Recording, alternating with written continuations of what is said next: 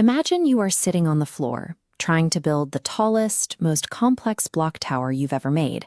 But right in the middle of your project, a sibling walks over and absolutely refuses to share the exact pieces you need to finish it. You start to feel that familiar, hot wave of frustration. If a physical toy is broken, or if pieces are missing, you know exactly what to do. You go find the physical tools required to fix it, like glue or a screwdriver. Without those physical tools, the job is impossible. Our emotional lives work the exact same way. When life feels deeply unfair, when people mistreat us, or when we are stuck waiting for something that feels impossible, we get frustrated.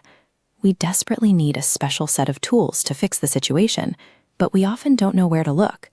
The Bible has a section written specifically for these kinds of frustrating days. It's the book of James, and chapter 5 reads almost like a step-by-step instruction manual for navigating the hardest, most unfair moments in life. James shows us that God actually gives us an invisible toolkit. It comes packed with very specific, practical skills designed to help us handle the heavy challenges of everyday life. Learning to pick up and use these specific tools keeps our hearts healthy. It keeps our relationships strong and prevents us from walking away angry and empty-handed. The first tool James hands us is designed to fight greed. He starts with a very strong warning to wealthy landowners who are keeping all their money to themselves and refusing to pay the people working in their fields. This diagram illustrates exactly what James describes. We see a large stacked bar chart representing all that hoarded wealth. Because it isn't being used properly, the chart slowly turns gray and crumbles, becoming entirely useless. Meanwhile, the data points for the workers down below sit firmly at 0. God gives us a better way to handle our resources. Think of it as a share-it shovel. We are asked to take what we have, dig into it, and distribute it fairly to make sure everyone is paid what they deserve. The hoarded wealth breaks apart and distributes evenly, bringing the chart into balance. Sharing our resources fairly ensures that everyone is taken care of and protects our own hearts from the rotting, isolating effects of greed.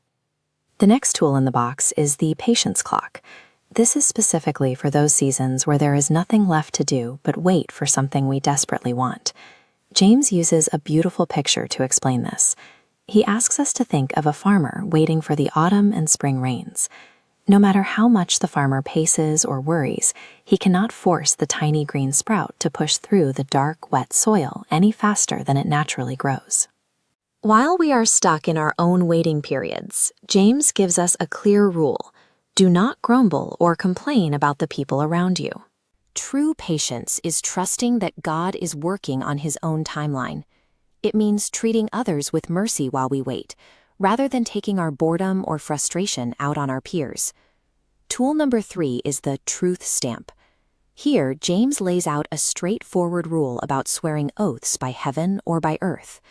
For our daily lives, this means you do not need to make giant, dramatic promises to convince people you are telling the truth. You don't need to swear on your life. You just need to let your yes mean a simple yes, and your no mean a simple no. Building a habit of simple, consistent honesty makes everyday life much lighter. It turns us into highly trustworthy teammates that our friends and family can rely on. Finally, we reach the ultimate tool in the box: prayer. It functions like a super walkie-talkie connecting us directly to God. James tells us to use it when we are in trouble, to sing praises with it when we are happy, and to seek healing with it when we are sick. We aren't expected to use this tool entirely by ourselves. When things get really tough, the manual says we should call on trusted church leaders and mentors to come alongside us and pray with us. To show what happens when someone picks up this tool, James points us to the historical story of a prophet named Elijah. This timeline visualizes the data from Elijah's life. He prayed for the rain to stop, and for a 3.5-year span, the line remains completely flat and arid. Then, exactly at the point where a new prayer icon is introduced, he asks for rain again, and the data spikes into a massive wave of water and fresh crops. Now, contrast the massive scale of that weather event with the small silhouette of Elijah himself. James reminds us that Elijah wasn't a superhero. He was just an ordinary human being, built exactly like we are. Prayer isn't a passive wish. It is a direct, active line to God that changes things in our everyday world. Even with a great toolkit, friends make mistakes. Sometimes they forget how to use their tools entirely, and they end up wandering away from the truth. James closes out the chapter by telling us exactly how to respond when we see someone straying off the path. Our job is not to judge them, condemn them, or push them further away. Our job is to gently approach them, help them pick their tools back up, and walk with them back to the right path. Helping a friend turn away from error keeps them safe and helps them start over.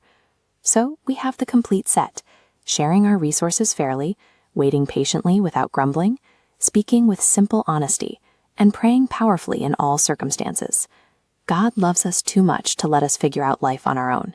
He ensures we never have to face a hard day empty-handed, giving us the exact tools we need to thrive, right when we need them.